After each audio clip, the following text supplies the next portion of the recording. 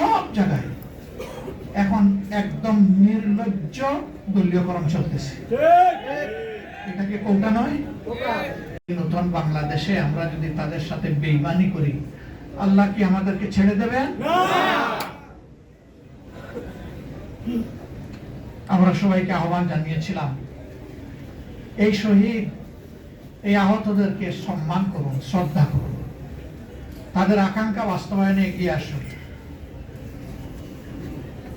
এখানে একজন দাঁড়িয়ে বলেছেন যে যারা নিহত হয়েছে, শহীদ হয়েছে, তাদের মধ্যে বেশিরভাগ প্রান্তিক জন্ম, এমনকি তারা ছাত্রও ছিল না। একটা সংখ্যা ছাত্র, বেশিরভাগ শ্রমিক।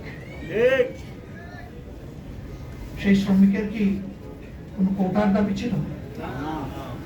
তার সরকারি চাকরির আশা ছিল?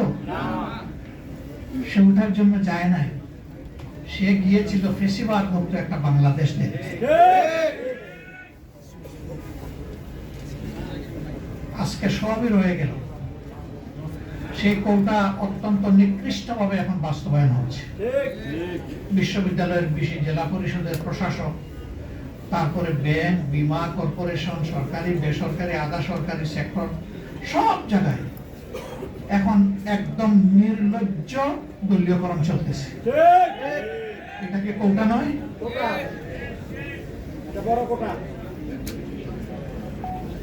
এখানে যোগ্য লোকদেরকে, দেশপ্রেমিক লোকদেরকে সরিয়ে দেওয়া হচ্ছে।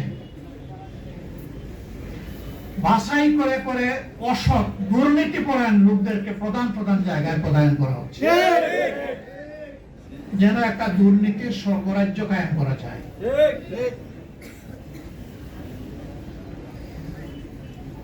আমরা আজকে কি জবাব দেব এই শহীদ পরিবারের সদস্যদের কাছে?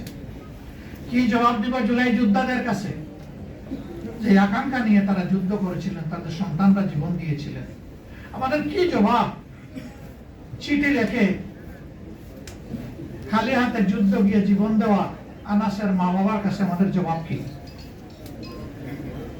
জাবের ইব্রাহিমের মা বাবার কাছে জবাব কি? রিয়াকুবের মা বাবার কাছে আমাদের জবাব কি? শান্তর মা বাবার কাছে আমাদের জবাব কি? আবু সাইদের সেই নিরীহ পরিবারের সদস্যদের কাছে আমাদের জবাব কি? মুগ্ধর পিতা এখানে আছেন, তার পরিবারের কাছে আমাদের জবাব কি? আমি ওনার প্রতি বিশেষভাবে কৃতজ্ঞতা আদায় করি।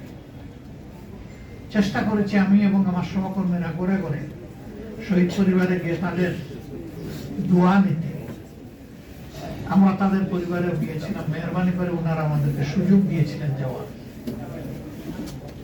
সেই সময়টা আমরা ফিল করেছিলাম যে প্রাথমিক ধাক্কা সামলানোর জন্য আমাদের সামর্থ্য অনুযায়ী সব পরিবারের হাতে আমরা কিছু উপহার তুলে দিতে পারি কিনা।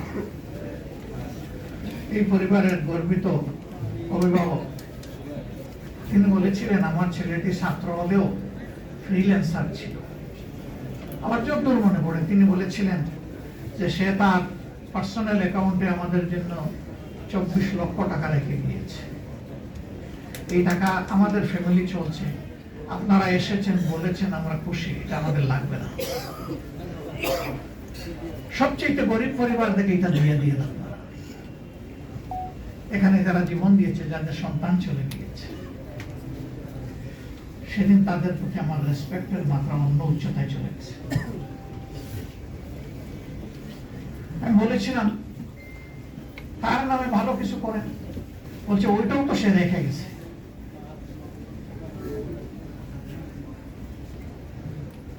এই যে পবিত্র একটা আকাঙ্ক্ষা, আমার ছেলে যে কারণে জীবন দিয়েছে, ওই কারণে সহযোদ্ধাদের প্রতি একটু সম্মান দেখালে আমি বরঞ্চ কৃতজ্ঞ।